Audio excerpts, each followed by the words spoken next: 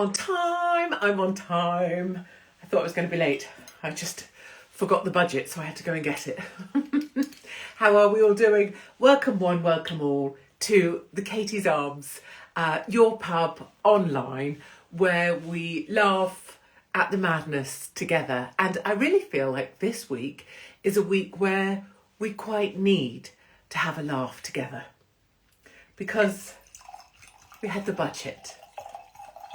And it was quite something, wasn't it?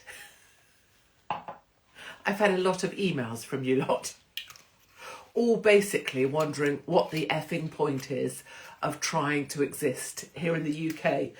But what we will do together tonight is we will have a laugh for half an hour. We're going to take half an hour away from the world. We're going to take the piss out of it. We have things to talk about. We have budget notes. And we're going to forget the world outside and just have a nice little time, just for half an hour. Hello, everybody. Oh, bless you. Red wine. Yes. Oh, there's been a change.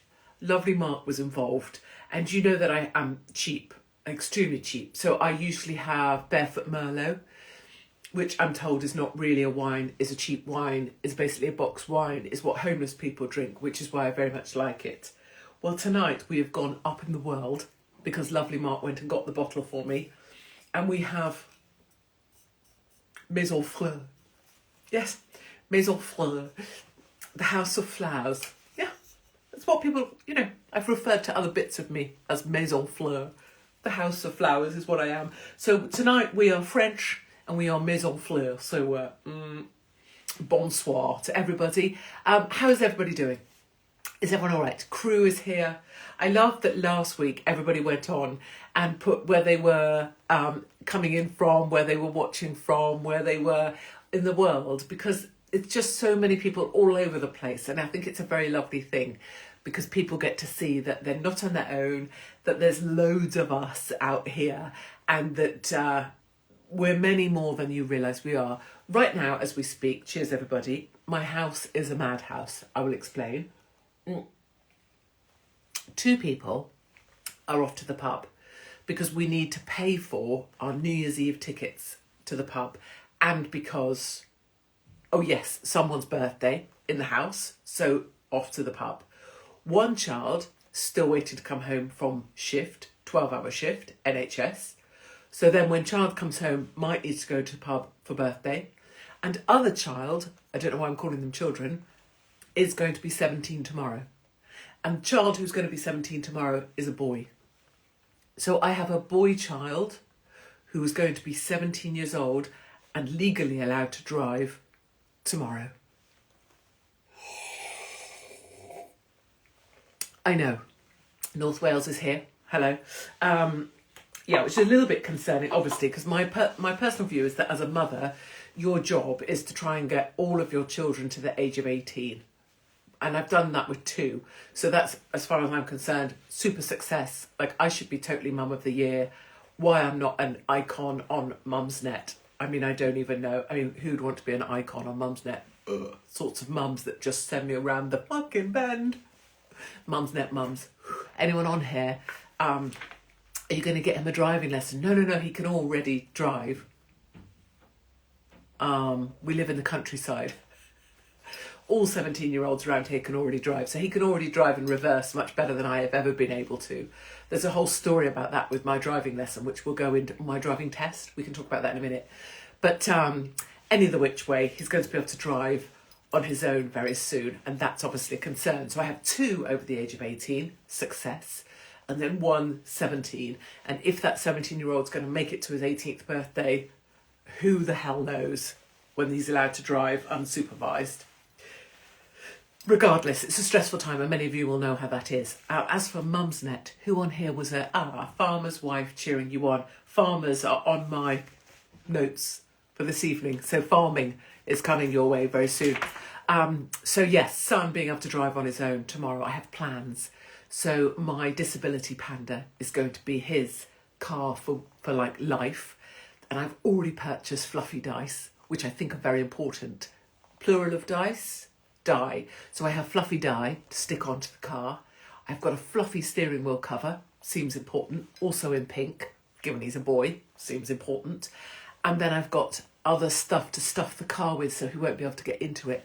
I know, I think I'm hilarious. He's going to think I'm a massive twat because he has to get to work for 8:30, which means he has to leave at 8:10, and I'm planning to stuff the car with balloons. I think it's hilarious. He won't think it's hilarious, but never mind. Edinburgh's here. Better not wave like that, had I? Jesus Christ, these days. The world, this week has been a shit week for everybody. I think we can agree with the budget. We will get to that in a minute. We will get to farmers in a minute. But yes, son's birthday tomorrow, proud mother. Mumsnet. Anybody here, Mumsnet mums? Okay, so if you are, you know, we have to agree. We're not always the same and we think differently. But I always thought that Mumsnet mums were complete bastards. My view on Mumsnutters was, and the woman that started Mumsnut, and I used to be on like debates with her on sofas like ITV This Morning and BBC News and stuff. It used to be me and, is it Justine? Well, Mumsnut mums, I think, are just, they're the worst kind of mums. Like, they're so perfect at fucking everything. They're the sort of perfect mums. Everything's perfect all the time. They have those fucking bugaboos that cost 4,000 quid. Yeah. Oh yeah, it's Esmeralda in the bugaboo. Yeah, oh yeah. Always in fucking Costa, breastfeeding, with their boobs out everywhere, just milk. I'll have a latte, please, and milk. Just milk coming out of all of them all the time. And then, you know, mums asking questions like, oh, does anybody else have a problem sewing name badges into school uniforms? Oh yeah, I find it really hard. Anyone got any top tips for how you sew a name badge in a uniform? Anyone got a top tip for how you do the most boring fucking thing ever that you could possibly do if you're a mum? Because I'd really like to chat about what the most boring fucking thing is ever that you could be doing as a mum with some other mums, because then I feel like we've bonded. Ugh. Fuck off. Oh yeah, I'm going to NCT to have my baby, yeah, because my family's much more posh than yours. I'm just going to meet my NCT mums. Oh yeah, National Childbirth Trust. Yeah, because I'm a better kind of mum. Yeah, I intend to be like a mum, but just a better kind of mum, because I've got money and a bugaboo, and I can talk about really boring ass shit things to do with kids and pretend like I'm fucking interested. Ugh. I mean, you know, well done everybody that's one of those mums, because, you know, that's excellent. But shit me. No one's ever allowed to talk about it. In fact, this is a whole thing which we should discuss at some point, because obviously I'm now able to discuss all things. I think I've, you know, always had that about me. But no one's allowed to say that a lot of child rearing is actually very, very dull.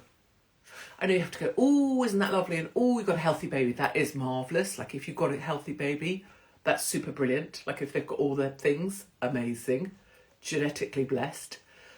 But there's a lot of time where it's just boring. And other mums are really boring.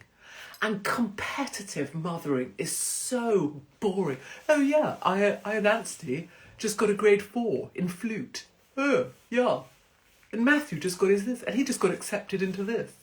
And Sebastian is going to be a chorister at the King's Chorister School. La la la la la, blah blah blah. Oh, rock off.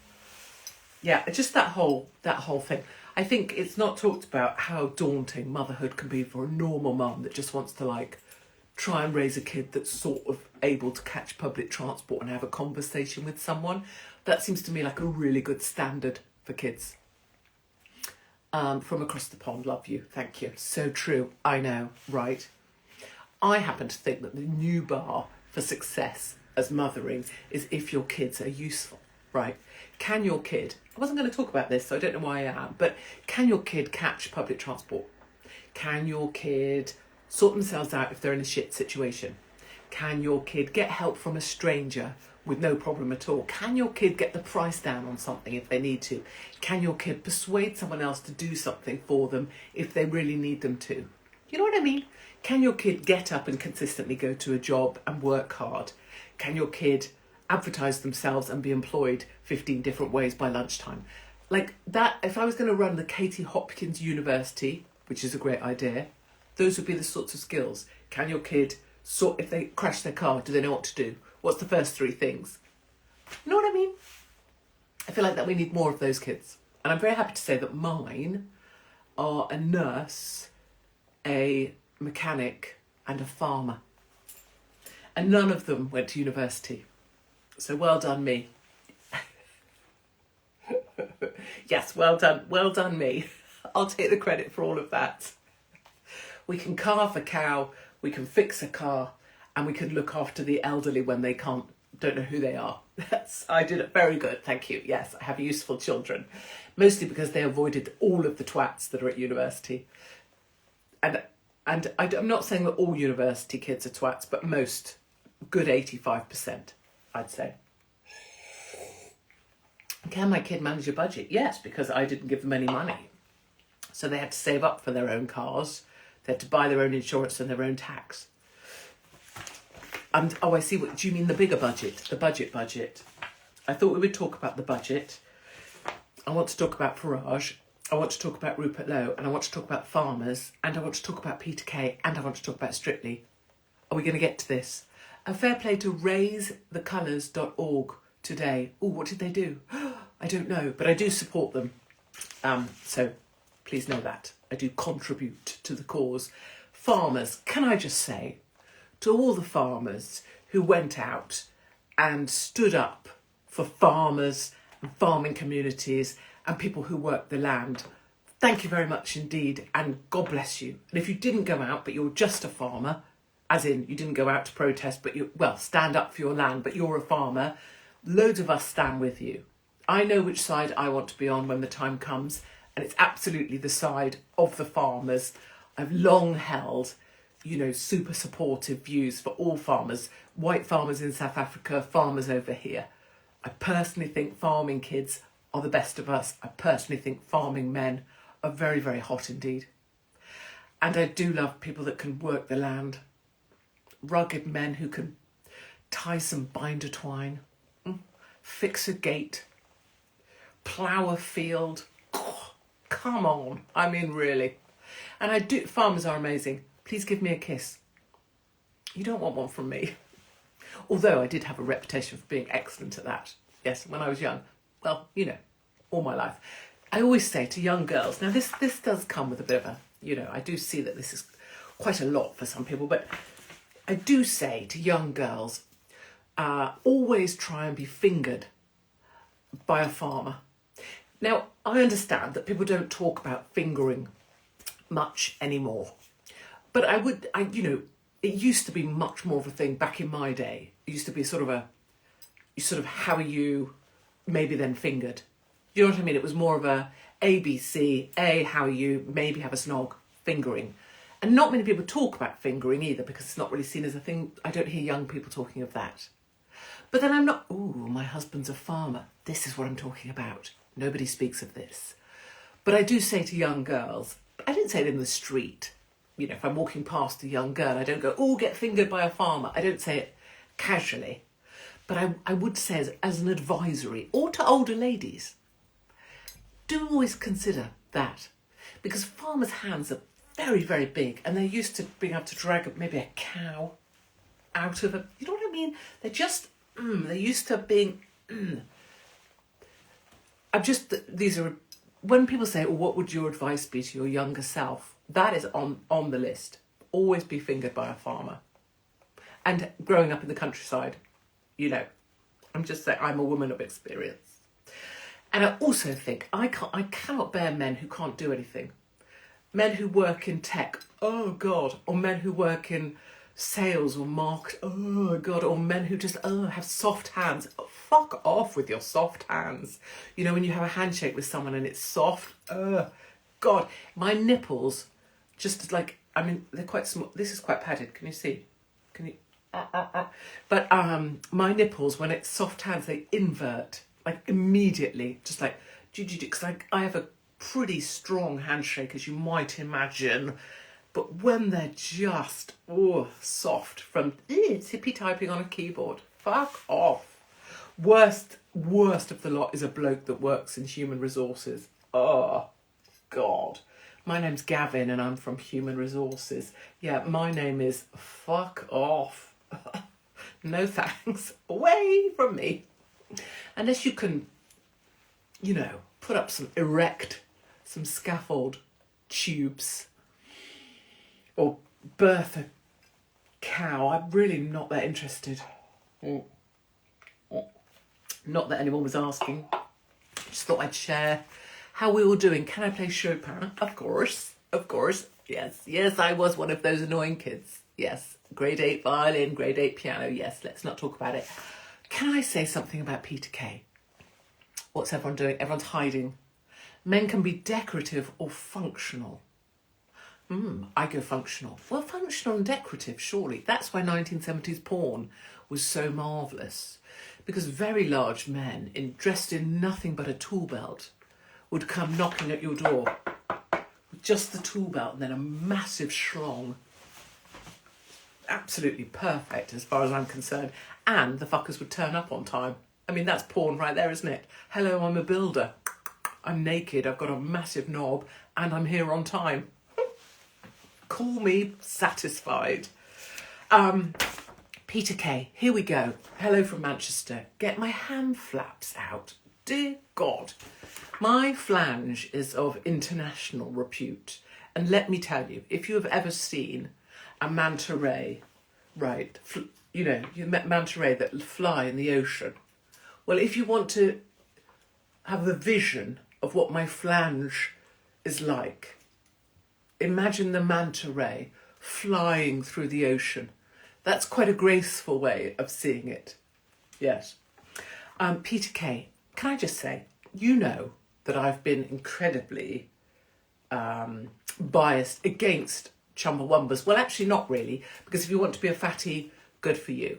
You're a Chumbawamba, I applaud you. You're like that. I'm a fat cow and I own it. I'm like, yes, you do that. You eat all the fridge. Fuck it. Eat the whole Quality Street tin. Listen to me. No tins anymore. If you're a chubber and you want to be a chubber and you're like, it makes me happy, I say frickin' go you, right? I've got a lady that turns up at my gigs specifically. She's a larger lady. I think she's quite small actually. And she has a sign that says, I'm here for the fat gags. I mean, she's just, I love her with all my soul. She's Welsh. I didn't need to add that. Either way, you'll know that I'm typically, you can feel a bit better if you're slimmer and you can do something about it if you want to. And I don't believe that you've got big bones because you haven't got fucking big bones. You're just a chubber. That's fine. And also it doesn't run in your family. You know what I mean? Because no fucker has ever run in your family. So there's that. But let me say this. I say Quality Street tin as well. Do you remember them? Or the white? They were white with like a mauve edge, weren't they? And they would always rust. Your nan would always have one that was a bit rusty, but she would still give you cake to take home in the rusty one. Because we just kept things like that back in the day. What the fuck has happened to Peter Kay? Don't tell me he's had prostate cancer or he's got cancer and Katie, be careful because he's had cancer. Okay, fine. But fuck me, can he just go back to being fat? I appreciate he may have been very ill, but fuck me, get off. If he's on Monjaro or Wegovy, Peter, if you're listening to me, well, there's two things actually. Number one, I've heard people say Peter, the nation's best loved comedian. Hello.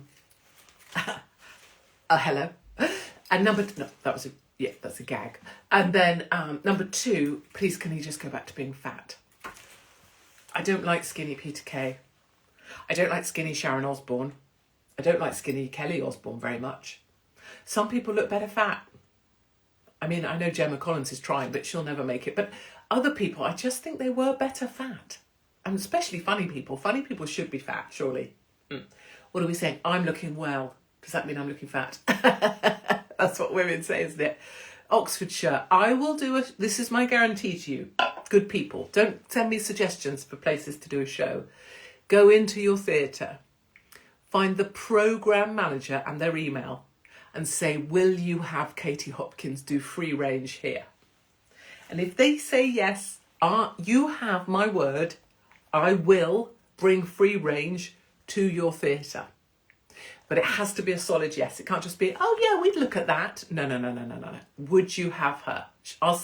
I guarantee we'll sell them out. I guarantee a record bar take and we'll donate to their charity as well. Just because, whatever, lefties like to believe they're saving the fucking planet. I also wanted to talk about Farage. You said as it is. I do. Rosie O'Donnell, better fat. I just need to reach to show you something. I'm not trying to... show my arse.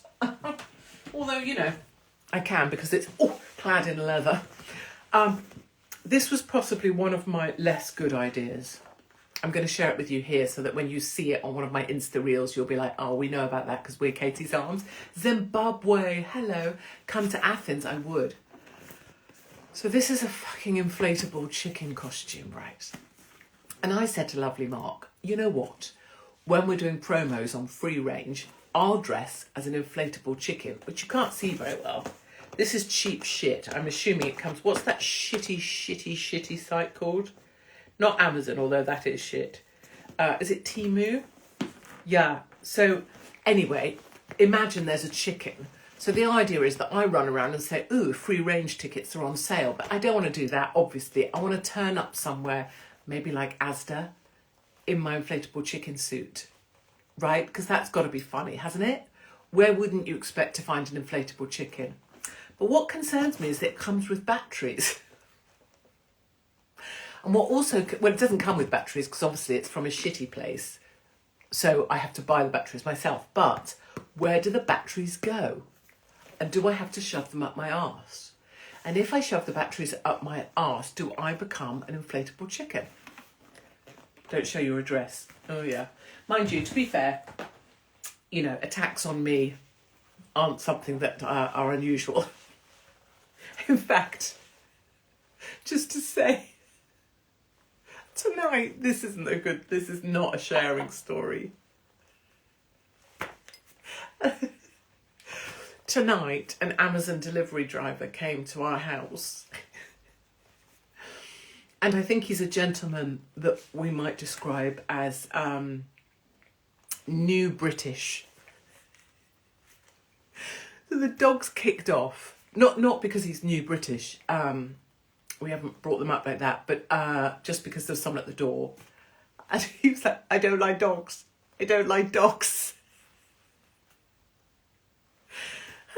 And lovely Mark was like, well, you picked the wrong job. It's probably not that funny, but it was quite funny to me. Can we talk about Nigel Farage and the spunked on makeup brushes? Joan Rivers. Yeah, I love her.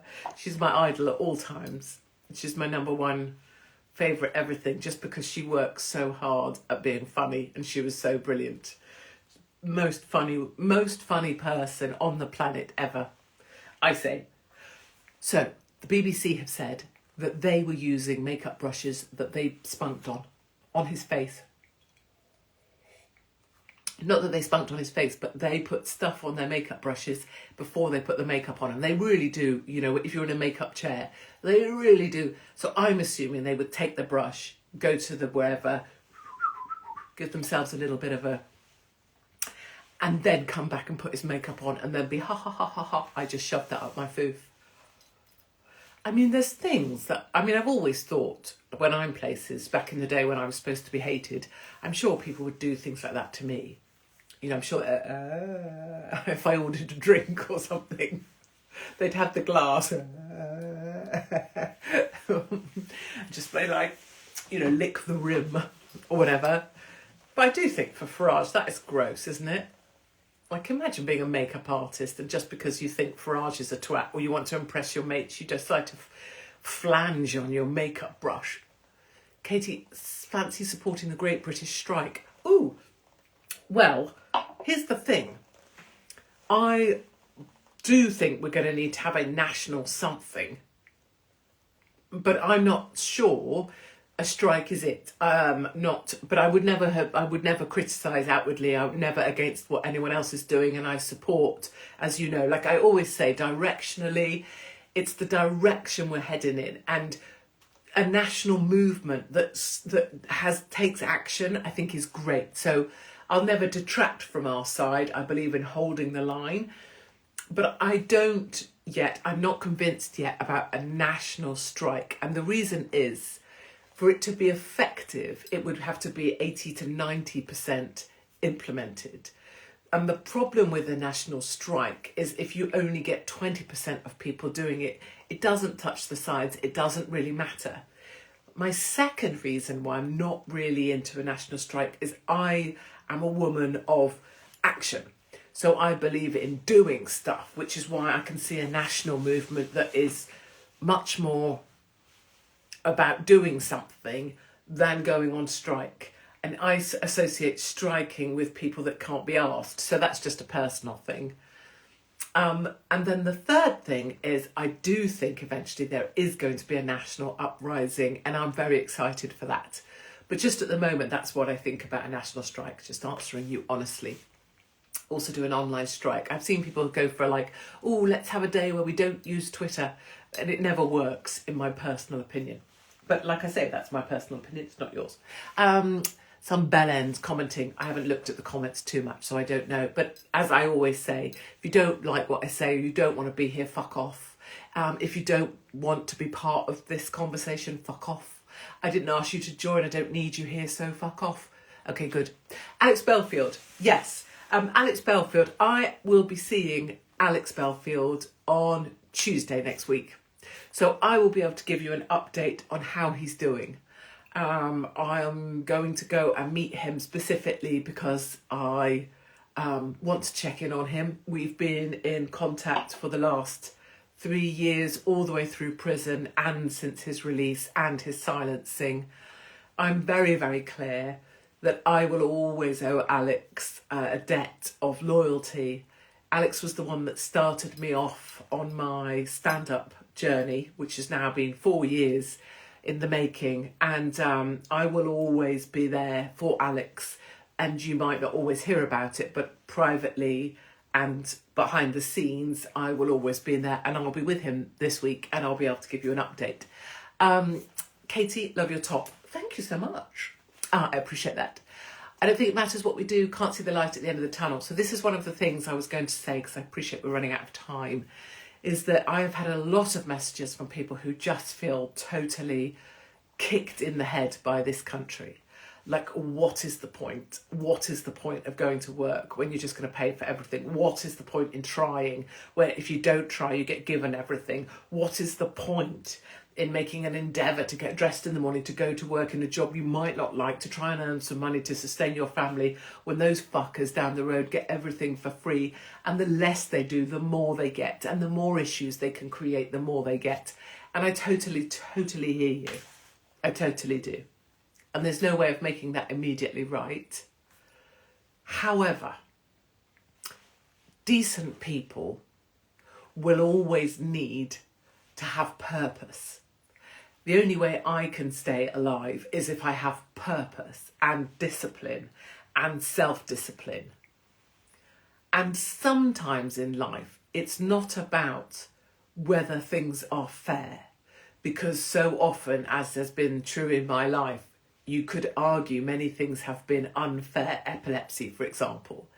However, making a personal decision to do the right thing, to try and do something that you enjoy, to have purpose that you think fulfills you, that you raise your family on your terms and you don't ask people for anything, that is a very satisfying way to live your life. It's not that helpful, probably. But I remember when I got tricked into going over, and I thought I was going to help the white farmers. And in fact, I was being given an award, but it was about the farmers, and I actually got given the cunt award, and I was tricked and made to look like a massive, massive idiot. And the whole world, millions, I think 20, 30, 40 million people watched and laughed at me because I'd been made a fool. And I think there is some parallels there with how people feel in the UK right now. We've been made to feel like we're fools. We've been made to feel like we're being laughed at because we're making an effort and those cunts aren't. Sorry for the, well, actually it's just a true word. But it came a little bit out of nowhere. And you're being made to feel like you're having the piss taken out of you for trying in this country, when the people who don't try, who have no place here, who don't belong here, are rewarded for doing nothing. And that makes you feel like you're being taken for a ride. And that's the sort of parallel with me journeying over to support something and then finding out I was just being laughed at.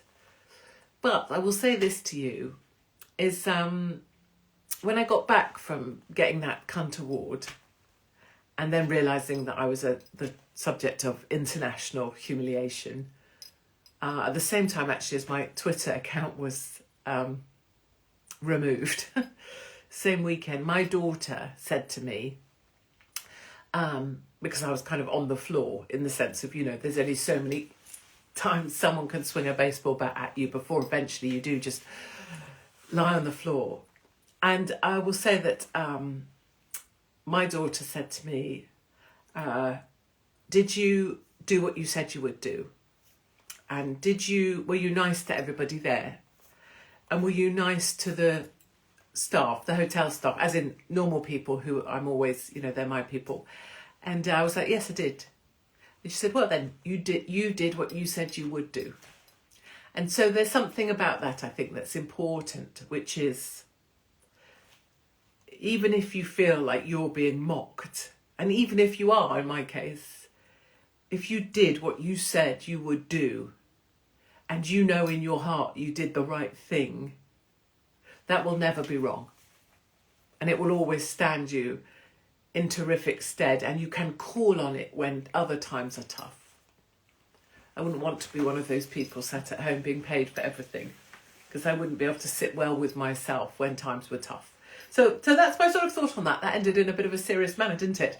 So my friends, I can't see your comments. I don't know if we died, but never mind. I won't worry about that. I hope you have a lovely weekend. Try and take moments where you just let it all, put it behind you and keep walking forwards. And remember, if you're doing the right thing, it can never be wrong. And I very much look forward to seeing you on the road next year. If you see me as an inflatable chicken, do say hi. And if you haven't got tickets yet for Free Range Tour, we just fully sold out the first night in Stamford in 24 hours.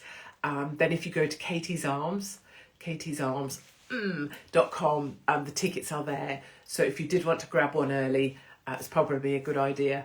And thanks so much for all your kindness. Thanks for all the support you give me out and about on the road.